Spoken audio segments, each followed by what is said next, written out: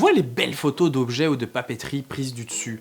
Eh ben aujourd'hui, je t'apprends à en faire. On va parler matos, technique, composition, le tout pour augmenter la valeur de ton reportage photographique en mariage, mais c'est juste après ça. 3, 2, 1. Hello, si tu ne me connais pas, moi c'est Jonathan et sur cette chaîne on parle marketing, technique, inspiration et j'en passe autour de la photo et plus particulièrement de la photo de mariage. Donc si c'est quelque chose qui t'intéresse, n'hésite pas à t'abonner à la chaîne, tu auras plein de contenu intéressant sur le sujet. Un bon moyen de dynamiser son reportage photo lors d'un mariage est de réaliser un flatlay. C'est aussi une façon de photographier qui plaît pas mal sur Instagram et les réseaux sociaux et qui permet de bien retranscrire un petit peu la vibe d'un mariage en une seule image. Je te propose qu'on parle pour commencer de quand et où réaliser un flatlay. Pour cette partie, il y a vraiment deux écoles. Une nouvelle fois, c'est pas noir ou blanc, teste les deux et vois ce qui te convient à toi le mieux.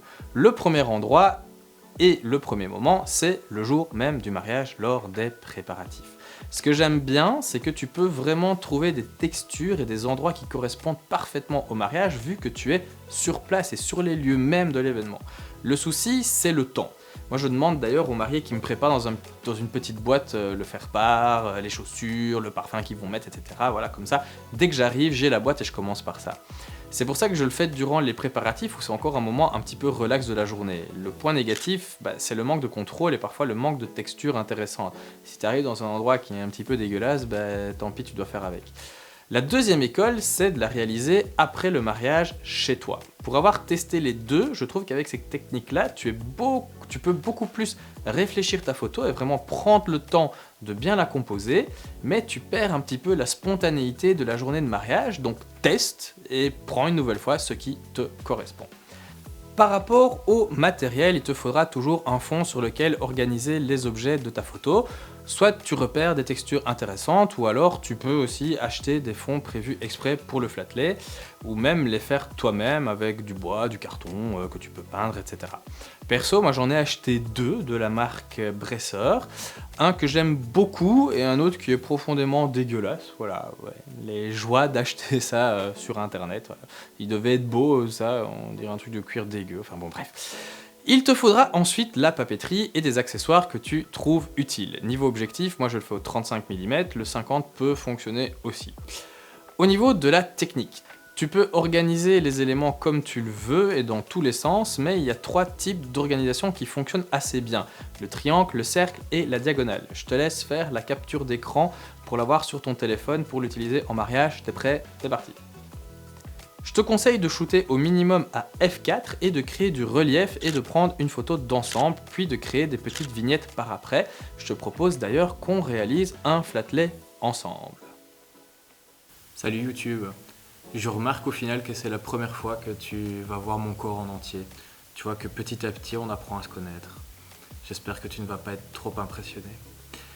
J'ai décidé de filmer ici, juste parce que à ma gauche, j'ai une énorme fenêtre. Donc comme ça, je vais essayer d'avoir ici de la lumière vraiment assez douce parce que comme tu peux le constater, on est en plein milieu d'après-midi, en plein été en Belgique. Et voilà à quoi ça ressemble le plein été en plein après-midi en Belgique.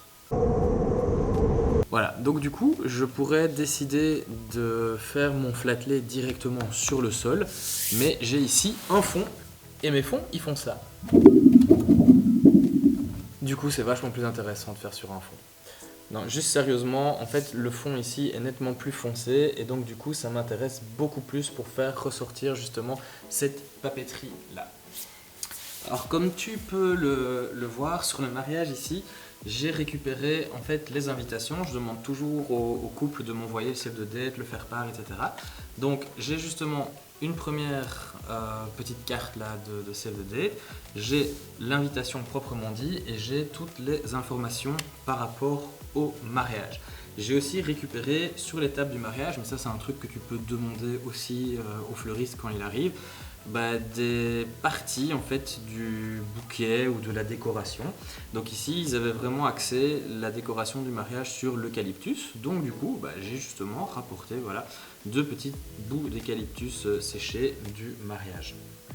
Alors j'ai aussi le menu, mais le menu en fait j'ai déjà pris en photo le jour du mariage, donc du coup j'en ai pas spécialement besoin.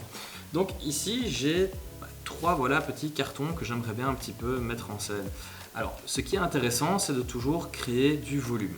Alors pour essayer de créer du volume, de la profondeur, etc., moi ce que je fais, je sais que sur Etsy par exemple, il y a des boutiques entières où on te vend des petits bouts de plexi, etc.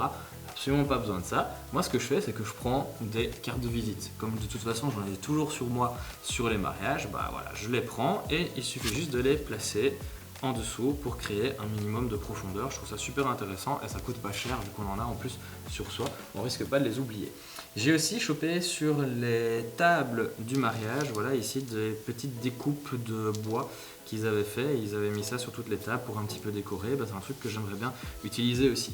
Donc j'ai l'eucalyptus, j'ai mes 3 morceaux de papeterie et alors j'ai aussi ici un petit seau en cire comme ça qu'on met sur les différentes enveloppes. J'ai aussi des enveloppes, mais comme tu peux le voir ici, en fait l'enveloppe est assez brune et ressemble très fort à mon fond. J'ai vraiment envie de faire ressortir les différents papiers, donc voilà, je pourrais faire un autre flat-lay avec les enveloppes aussi, et alors recacheter l'enveloppe comme ça peut être quelque chose de très joli aussi, mais j'ai pas envie de faire ça par rapport à celui-ci. Alors comme tu vois j'en ai 3, donc du coup je vais un peu essayer de les organiser. Alors ici je vais partir moi sur la technique du triangle. Pour moi mon élément principal c'est vraiment celui-ci, à savoir l'invitation principale. On a ici le save the date que je vais placer comme ceci, mais j'aimerais bien l'avoir un petit peu au-dessus, donc c'est là où je vais utiliser mes cartes de visite. Je vais les mettre vraiment ici en plein milieu. Voilà, je vais positionner celui-ci pour vraiment l'avoir une partie au-dessus, comme ça va donner un petit peu de profondeur et un petit peu de dynamisme sans pour autant aller cropper là sur les noms. Il faut quand même que les noms soient encore bien apparents. Et je vais faire la même chose avec celle-ci.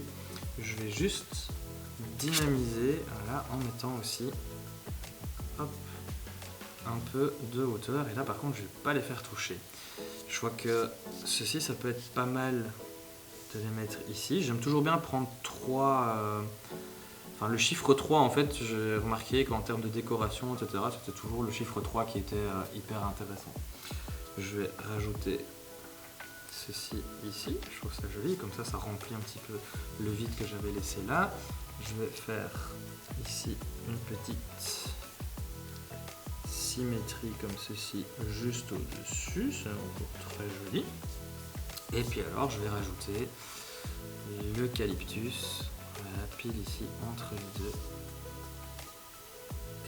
Et là honnêtement pour moi on a déjà quelque chose de très très bien et je vais pouvoir justement le photographier. Alors moi je suis au 35 mm et je dois juste faire attention, surtout s'il y a beaucoup de soleil. Bon, pas comme ici en Belgique, mais s'il n'y a jamais beaucoup de soleil, faites attention au niveau des ombres, de ne pas avoir ton ombre justement sur la photo. Je prends un peu de hauteur. Voilà. Alors, je vais fermer évidemment pour que tout soit bien net. Ici, moi je suis à F5. Et voilà. Si cette vidéo t'a aidé, n'hésite pas à soutenir la chaîne en t'abonnant, en laissant un pouce bleu ou en commentaire, ça aide toujours pour le référencement. On se retrouve bientôt pour une prochaine vidéo et d'ici là, prends des initiatives, sors de ta zone de confort et n'oublie pas que c'est en faisant qu'on apprend. Salut!